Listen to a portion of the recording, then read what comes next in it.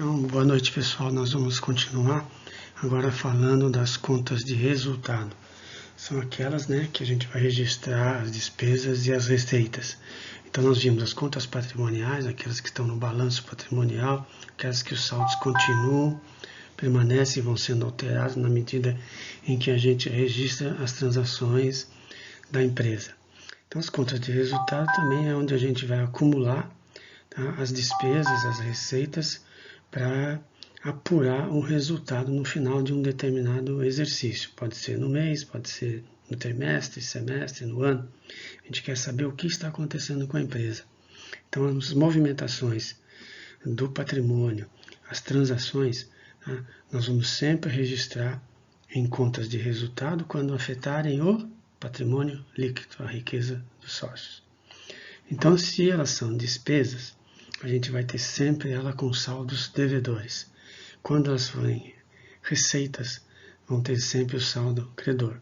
Então, a gente tem alguns resultados, alguns exemplos dentro do texto que vocês têm que fixar, O que é despesa, o que é receita, o saldo devedor, o saldo credor. No final de um determinado exercício, a gente quer saber como é que foi o resultado desse período. Então, eu acumulei as despesas, lá embaixo, está vendo o saldo devedor, acumulei as receitas, vocês estão vendo do lado direito o saldo credor, e na apuração a gente faz a confrontação das receitas e despesas. Então, o saldo que estava devedor em despesas, eu credito ele integralmente e debito lá em cima uma conta nova, chamada ARE, apuração do resultado do exercício. As receitas acumuladas no período, que foram os saldos credores, vou zerar essa conta, debitando todo esse saldo e creditando lá em cima a conta ARE. E aí vamos ter uma diferença. Se o saldo das despesas, o saldo devedor, for maior que o saldo das receitas, eu tenho um prejuízo, saldo devedor. Se as receitas forem superiores às despesas, eu vou ter um saldo credor. E lembrando, saldo credor representa o quê? Origem, fonte de recursos. Então, vai aumentar um lado que se chama passivo. Onde ele vai aumentar? Dentro do patrimônio líquido. Por quê? Porque nas operações, de uma maneira geral, os ativos aumentaram. Então, nós tivemos aí vários conceitos abordados nas duas últimas apresentações sobre o que são contas patrimoniais e o que são contas de resultados. E a partir daí, você tem uma ideia de quais as contas você precisa ter para planejar a sua contabilidade. Como é que você definiria os gastos dos seus negócios, dos seus serviços? Lá atrás, quando eu falei o exemplo do bolo e quando eu dei o exemplo de lavar e passar roupas, Então, quando você precisa ter esse controle, saber quanto está gastando num determinados itens do seu negócio, você cria as contas e define o seu plano de contas. Então, eu mandei para vocês previamente um texto com os conceitos de plano de contas e a gente vai rever aqui. Então, eu relaciono todas as contas que serão utilizadas para registrar os eventos das transações. Então, nós vamos fazer lançamentos contábeis, a contabilidade faz isso através do registro, utilizando contas. E eu uso aquela metodologia das partidas dobradas, um débito, um crédito. A soma dos débitos igual a soma dos créditos. Então, eu estou definindo como eu vou registrar, como é que eu vou mostrar efetivamente onde eu gastei, com o que eu gastei, onde eu obtive receitas, onde está o dinheiro aplicado lá nos ativos, se está em cliente, se está em estoque, se está em contas a receber, se está no caixa, se está no banco. Estou definindo contas para que elas evidenciem o aspecto qualitativo do balanço, o aspecto qualitativo da DRE.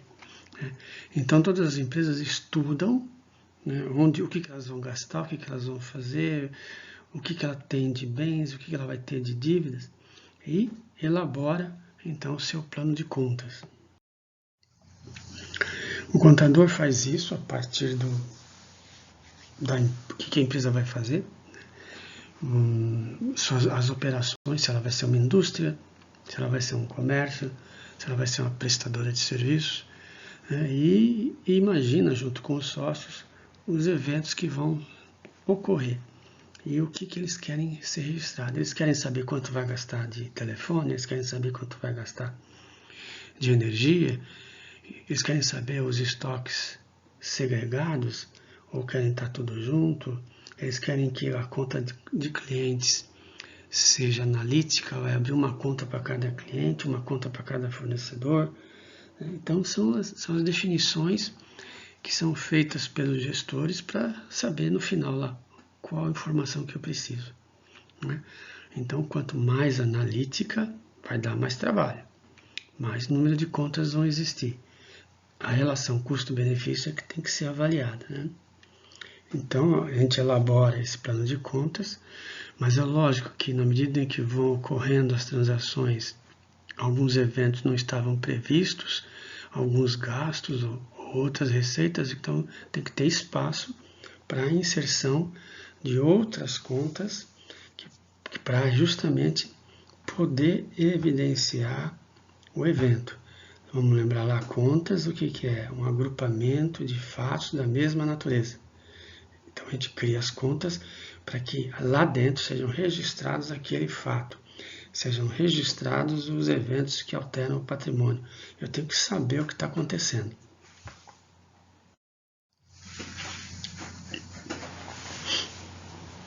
Então a conta, é o nome técnico, e a contabilidade, quando a gente fala contabilidade, é porque a gente trabalha com contas contábeis.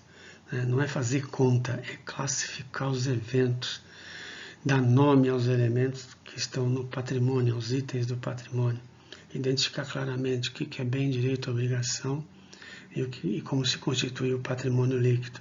Também identificar quais são as despesas, os custos, as receitas, segregar por uma terminologia que identifique o gasto ou a receita.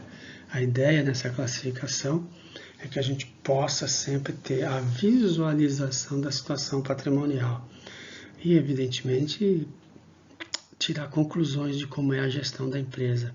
Uma empresa pode ter mais estoques, um saldo maior de estoques do que o saldo de clientes. Então, são as questões que a gente acaba observando por essa terminologia. Então, vamos lembrar que nós temos o ativo e o passivo. Então, eu vou ter contas do ativo, vou ter contas do passivo. Só que, por exemplo, a conta de clientes. Normalmente é uma conta em que eu espero seja realizável no curto prazo. Quando eu penso em curto prazo, eu digo até o final do ano em que eu vou fechar o balanço. Então, estamos hoje em março. Se eu tenho clientes que vão pagar o vencimento até o 31 de dezembro, eu chamo de circulante. Então, a partir do próximo ano, eu posso também ter contas a receber. Então, eu tenho que separar isso daí. Então, a realização é dentro de um ano, a realização após o exercício. Então, eu posso ter várias contas segregadas em função do prazo, do tempo que elas vão ser realizadas, do tempo que elas vão virar din-din. Por exemplo, estoque de mercadoria. Se eu compro mercadorias para revenda, a ideia é de que isso é um circulante, Eu pretendo comprar e imediatamente revender. Mas quando eu tenho, por exemplo, uma empresa que fabrica um navio, um avião, pode ser que ela tenha estoques em que ela só vai utilizar esses estoques no começo do ano que vem. Então, eu não posso deixar no circulante, eu tiro o circulante e vou colocar no longo prazo. Então, a ideia basicamente é essa, de separar pelo tempo de realização o que é circulante e o que não é circulante. Por que é não circulante? Então, eu vou realizar o estoque, eu vou receber valores a partir do fim desse encerramento deste exercício aqui. Então, vou só receber em 2021. É não circulante. Lá também vão estar aquelas contas que representam os meus investimentos de longo prazo. Ou seja, quando eu compro uma máquina, um caminhão, equipamentos, instalações, eu não pretendo me desfazer disso no curto prazo, é de longo prazo. São ativos operacionais. Então, eu estou fazendo uma separação do que é realizável no curto prazo e o que é realizável no longo prazo. Se de repente eu tenho uma máquina que está lá no não circulante, mas eu estou imaginando que eu vou parar uma linha de produção e vou vender essa máquina, imediatamente eu tenho que transferir para o circulante. Do outro lado, no passivo, onde estão as obrigações, as dívidas, as fontes, as origens dos recursos, é a mesma ideia que eu tenho no ativo. Se eu tenho obrigações que vou pagar até o final do ano, ela é circulante.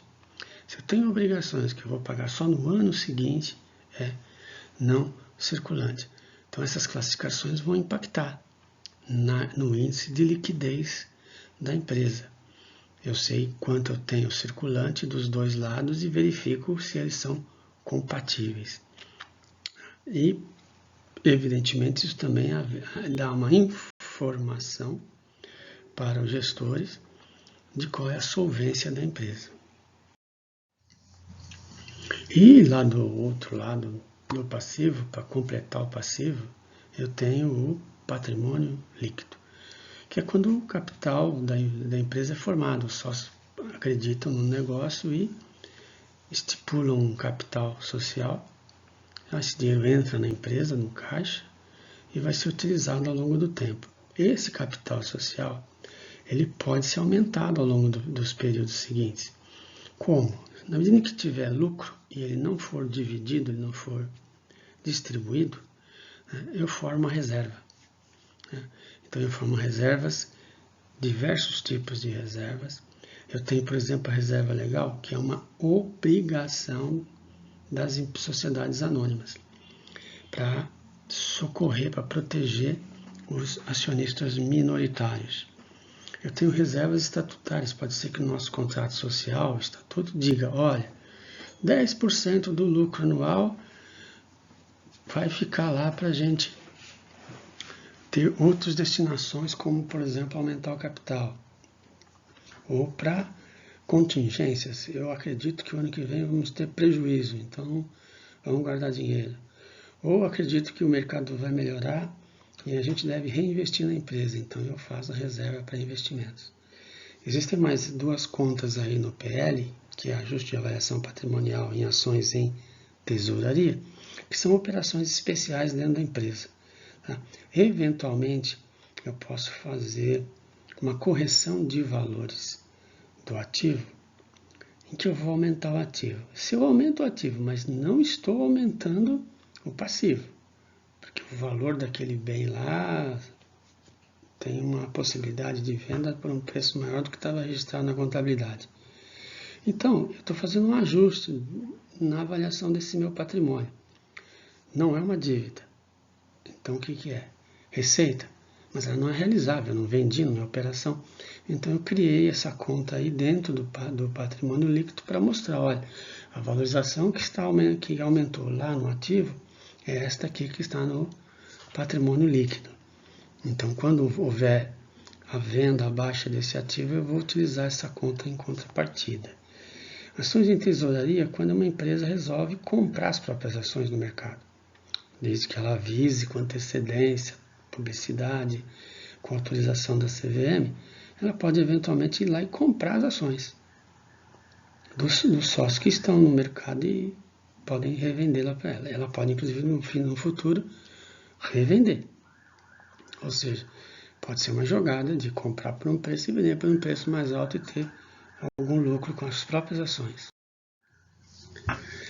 Então, quando a gente vai elaborar um plano de contas, normalmente os sistemas integrados, sistemas de informação, exigem códigos. Então, a gente começa a utilizar números para dizer a conta que começa com o número 1 é ativo, a conta que começa com o número 2 é passivo. 3, 4, 5, 6, 7, 8, depende do contador, depende do plano de contas que ele elaborar. Então, Então aqui tem, olha lá, o ativo é 1, o 2 é o passivo. 1,0 ativo circulante, 2,0 seria o passivo circulante. Dentro do 10 ativo circulante eu posso criar uma subconta caixa. Eu posso ainda criar mais uma, 10.1.1, caixa da loja tal, caixa da fábrica X, caixa do escritório Y. Né? Nas contas bancos com movimento também eu posso abrir contas para cada banco.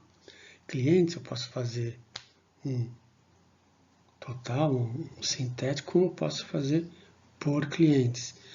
Posso também, para clientes eventuais, né, que talvez eu nunca mais venda, eu posso criar e deixar na duplicadas a receber outras contas. O estoque pode ser também sintético, como eu posso dividir em outras subcontas, dizendo estoque de mercadorias perecíveis, estoque de mercadorias não perecíveis, e assim por diante. Eu vou definindo o que eu quero de informação.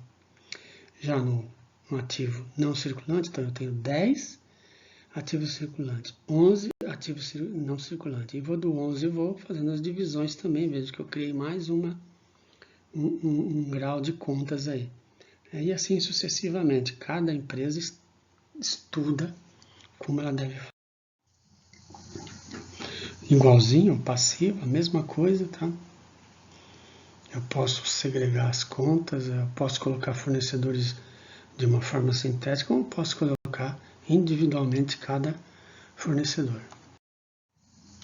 Então, a gente sabendo disso, tendo um plano de contas relacionado, a gente parte para a escrituração contábil. Foi mais um texto que eu encaminhei. Essa escrituração, gente, ela é feita com padrão. Ela tem uma forma de ser aplicada, tá? Então, a gente coloca, entende tudo o que aconteceu, entende o fato contábil, classifica esse fato, identifica quais contas estão sendo movimentadas, né?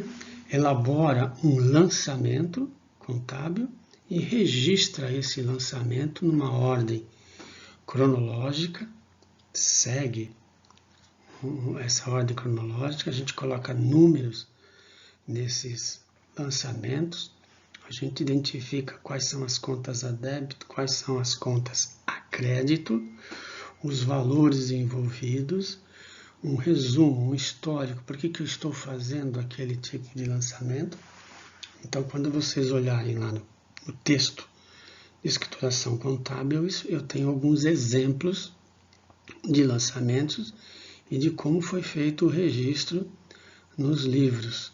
Eu tenho o livro registro diário e tenho o livro razão e posso ter outros livros auxiliares, né? Então, a ideia é a seguinte: o que está no livro diário está retratado no livro razão, está retratado nos livros auxiliares, que, como o próprio nome diz, me ajuda a compreender os saldos sintéticos ou agrupados de outras contas como estoque, cliente ou fornecedor.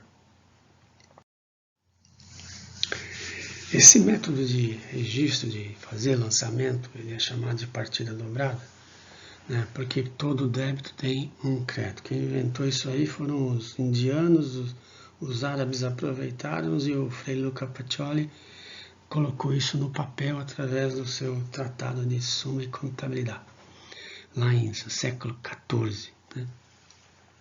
Então a gente pode ter vários lançamentos, identificando várias contas, né?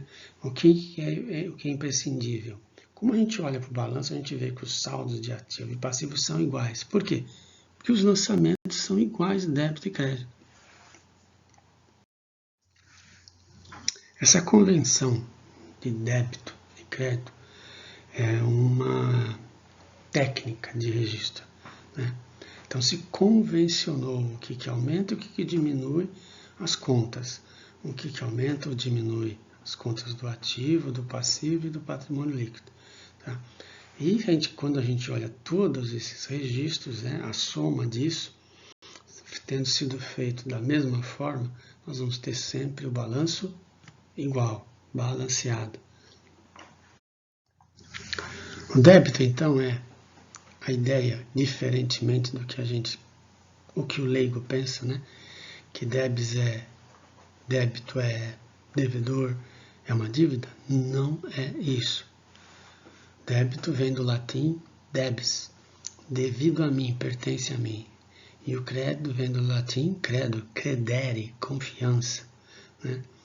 Então, a palavra débito deve a mim, ou seja, é meu, são os meus bens, são os meus direitos. Por isso que o ativo tem a natureza devedora. Bens e ativos pertencem à empresa, são devidos a ela. Então, tem o saldo devedor. Já o crédito, que significa confiança, né, é a origem, é onde eu assumo a dívida para ter ativos. Eu represento ali o saldo credor que alguém acreditou em mim. Acredita que eu vou pagar essa dívida lá na frente. Então, o passivo tenha todas as suas contas com a natureza credora. Isso é igual no patrimônio líquido, porque o proprietário foi o que primeiro confiou na empresa. É a primeira fonte de recursos, a primeira origem de recursos que é colocado dentro da empresa. Então, para resumir essas convenções e entender como é que a gente lança os eventos, os fatos econômicos, né, em débito e crédito, por quê? Se eu tenho contas do ativo e eu desejo aumentar, eu debito essa conta. Se eu desejo diminuir uma conta de ativo, eu credito essa conta. Olhando para as contas do passivo, as dívidas, as obrigações, se eu quiser aumentar essa conta, eu credito. Se eu quiser diminuir, eu debito. Ao mesmo tempo, as contas do patrimônio líquido, aquela que representa a riqueza dos sócios. Para aumentar ele, eu tenho que creditar. Para diminuir, então, eu debito. O lançamento contábil é um registro. Tá? Ele tem que conter, no mínimo, essas informações que estão aí. No mínimo. Tem um número de ordem, tem uma data em que está sendo feito, por isso que a gente fala muito da tempestividade. Quais são as contas que estão sendo debitadas e creditadas? O histórico dessa transação, compra, venda, pagamento, recebimento, né, reconhecimento de uma dívida, reconhecimento de um ativo e os valores dessa transação. Então, esse é o lançamento contábil. Esse lançamento, nos sistemas atuais, a gente faz isso na digitalização, na digitação do reconhecimento de um evento, e imediatamente é lançado no livro diário, e imediatamente é lançado no livro razão, as contas a débito e contas a crédito, atualizando os saldos dela. Então, o que aparece nessa escrituração, quando a gente faz lançamento, é o livro diário, né? Então, o livro diário vai registrar lá tudo que está acontecendo dia a dia, evento por evento, com uma numeração. As folhas têm que ser controladas e esse livro é registrado na junta comercial. E alguém assina, que no caso, que diz isso aqui é verdade. Quem assina isso é o contador registrado no CRC. Nós temos então o livro razão, que complementa a escrituração contábil. Tá? E aí o que eu tenho nele? Cada conta é uma folha, cada conta é um razão. Lá eu indico o que está entrando e o que está saindo. E os saldos. Então, tem pelo livro razão o saldo do caixa, o saldo de contas a receber, o saldo de contas a pagar. Esse livro também tem que estar numerado e também é registrado com a mesma responsabilidade do contador. E no caso, quando a empresa utiliza uma contabilidade sintética, né, quando ela tem lá a conta cliente, fornecedor, estoque, ela é obrigada a ter um livro auxiliar para destrinchar, para mostrar qual é a movimentação dessas contas de clientes, fornecedores e estoques. Esses livros não precisam ser registrados, eles têm que ser mantidos para uma eventual fiscalização. Esse livro razão, pela sua própria característica de registrar o que acontece com, por exemplo, os estoques da empresa, com os ativos da empresa, contas a receber, com caixa, com bancos, tá? Como ele relaciona o que está acontecendo, ele se torna uma fonte de dados. Então, quando a gente fala em dados, tem que lembrar Big Data, Data Mining e Analytics. Ou seja, procedimentos que analisam esses dados. Né? Então, hoje, como eu tenho a possibilidade de fazer a escrituração contábil de uma maneira informatizada, né, através de leitura de código de barra, de QR Code, né? Então eu posso e devo ter uma escrituração muito mais analítica, com muito mais dados registrados, né? Então eu posso a qualquer momento ir lá numa conta de despesa ou de receita ou uma conta de ativo e passivo e exportar essa conta, que normalmente lá nos bancos de dados estão em TXT, eu transformo em XLS, eu transformo em Excel. Uma vez que eu tenho uma planilha Excel, eu posso deitar e rolar fazendo as tabelas dinâmicas, os pivot tables, né? E com isso eu consigo gerar gráficos, consigo mostrar, visualizar o comportamento desses dados que eu extraí, né? Eu consigo interpretar então qual é o padrão de uma determinada despesa ou receita ou de um ativo. Consigo também, a partir daí, identificar as tendências dessas contas, né, o que vai me gerar os insights quando eu infiro qual pode ser o comportamento futuro. Veja a importância de ter uma contabilidade analítica com dados bem registrados, confiáveis, e o que eu posso extrair deles para auxiliar o meu planejamento e a minha tomada de decisão.